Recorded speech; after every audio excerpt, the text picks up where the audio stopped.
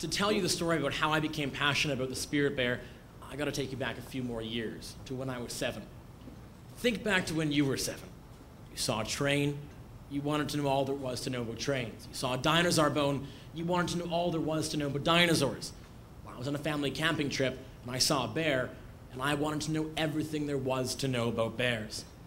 When I returned home from this trip, my family had to watch the news every night with dinner. And it was one evening while watching the news, I saw a story on Alaska's Kodiak bears and the plans being drawn up to develop their home. In my 7-year-old mind, it was an assault on the very same bears I'd seen on my camping trip. I thought it wasn't right. So, like any 7-year-old, I decided to take it to the lemonade stand. So over the course of the summer, I drew pictures of bears and put them on the telephone poles all around my neighborhood, and I sold $60 worth of lemonade. I shudder to think how much money my mother spent on buying that lemonade, but needless to say, the money was sent away along with letters to then President Bush Sr. and Prime Minister Mulrooney asking for the bear's protection. A few months later, I received a letter in the mail, and it said the Kodiak bear was saved. And I thought, yes, I saved the Kodiak bear. Now, looking back on it, I realized I personally didn't save the Kodiak bear, but I realized that my voice, coupled with everybody else who did make their voice heard, did help save the Kodiak bear. And that taught me the most important lesson in my life. That one person, no matter what their age is, no matter where they live, can make a difference for all life. It was an idea I took with me through a couple of other issues while growing up, and each issue I got involved with was coincidentally successful and reinforced that idea that I could make a difference. So at the age of 13, when I found out about another bear, the spirit bear, of course, I was instantly attracted to it. I was curious, first of all. Here was a white bear living against this dark 4-screen backdrop of BC's Central Coast. It seemed like something straight out of a fairy tale, but it wasn't. It was real. And what's more, its future certainly didn't have a fairy tale ending in store. And of course, I wanted to do something. And I thought long and hard, how could I best help these bears as a 13-year-old? And I thought, well, my friends, my peers I go to school with. So I took the issue to my classroom and challenged all the English teachers in my school if I could speak to the students and encourage them to write letters voicing their opinion on this issue. And at the time, I hated public speaking. I was nervous, shy, I stuttered. But I knew I needed to overcome this fear if I wanted to get the message out.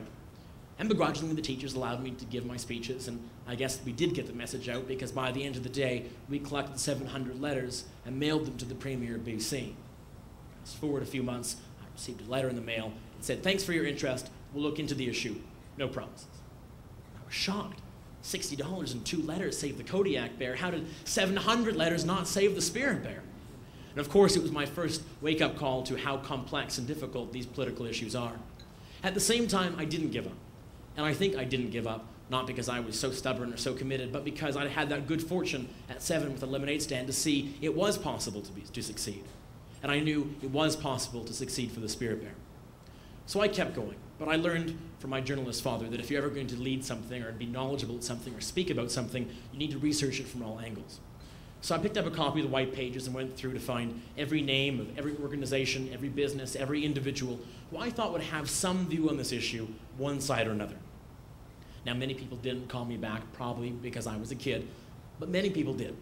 And from that, I gathered about 300 pages of notes, of which told me how threatened this bear was, how there was fewer than 200 of these white bears left, and how critical this last area of habitat that was still intact was to their survival. So, with this information, I was determined that I was doing the right thing, so I started challenging other schools to get involved and writing letters to the editor of local papers. And slowly, more letters were getting written, but not enough. Nothing big enough. We weren't getting the media attention. We couldn't get a meeting with government. We couldn't get a meeting with the forest companies. So every morning I'd get up at 6 a.m. and before I went to school and read the papers and listen to the radio, see if there was anything happening that day in Vancouver that could possibly help this bear. And it was one morning I heard that Prince William and Prince Harry were coming to Vancouver. I thought, here's 2 young people, they like the environment, they're going to be in Vancouver. I have to reach them. So I went down to one of their public appearances, and there was sort of a pathway. On one side, you had the paparazzi, you had Entertainment Tonight, and Hello Magazine, and Us Weekly, and all the Hollywood press corps. And on the other side, I had about 300 screaming girls waving roses, saying, "Prince William, Prince Harry, will you marry me?"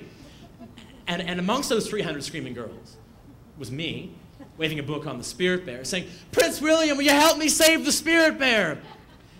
This sort of stunned silence went across the crowd, like,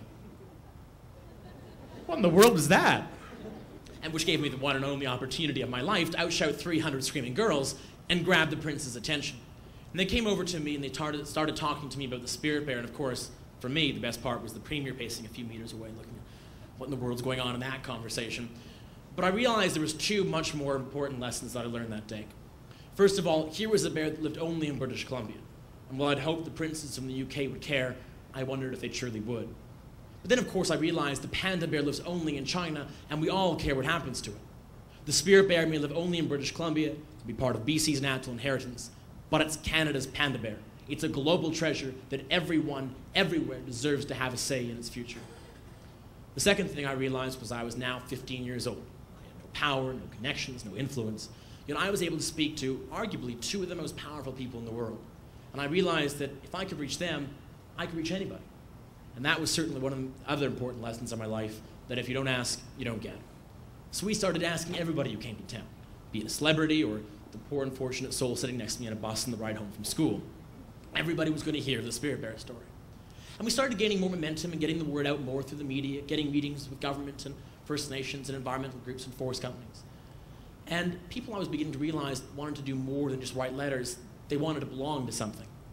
And at that time, many more environmental organizations were beginning to jump on the bandwagon that was this issue. And while I could have joined another environmental organization, and I certainly don't believe in recreating the wheel, I did believe there was a few key aspects of this issue that weren't being addressed. First of all, I wanted to see this bear have a clear and distinct voice in the debate that surrounds its future. I find too often with environmental groups, if you sign on to one issue, you're signing on to 20 issues. And sometimes those issues get bogged down by the political baggage of others. I wanted this bear to have a clear slate, a clean slate, and move forward on its behalf. Secondly, I didn't want to preach to the converted. I didn't want to show people who normally support environmental issues why they should support this one. I wanted to show people who never would normally think of supporting an environmental issue of why they should support this one. Yes, science was an important framework to help us understand what needed to be saved to protect this bear, but equally I felt we needed to address the economics, address the job issue, address how we can help the economy, not hinder the economy. And thirdly, and most importantly for me as a young person, I wanted to create a place where young people could have a seat at the decision-making table. After all, young people are the future stewards of this land. We're the ones who will inherit this land in a few short years, and the decisions being made today directly affect our future more than anybody else's. So, with those ideas in mind, one afternoon over hamburgers and chocolate cake in my parents' basement, we created, with a few friends, the Spirit Bear Youth Coalition. And of course, it's one thing to snap your fingers and create an organization, and quite another to build one. But it was a starting point. And really at that time, the idea was to unite a few hundred students in the North Shore of Vancouver where I grew up. Never did I think it would grow to the size that it is today, a global network of more than 6 million people in 69 countries. But as we started going forward from this point, we started talking to more people and getting more momentum moving. And I say every campaign, much like life, is 99% hard work and about 1% good luck. And the hard work is difficult. In this situation, not only do we have the task of trying to show the public that this bear existed, that it was threatened, and that they could make a difference. I was also trying to say, hey, we can do environmentalism differently. It doesn't have to be us versus them or trees versus jobs. But we can find new solutions, asymmetrical solutions. We can work together to find a path forward. But of course, coming from a 15, 16-year-old in a province where politics is known as a blood sport, it wasn't always the most well-received idea.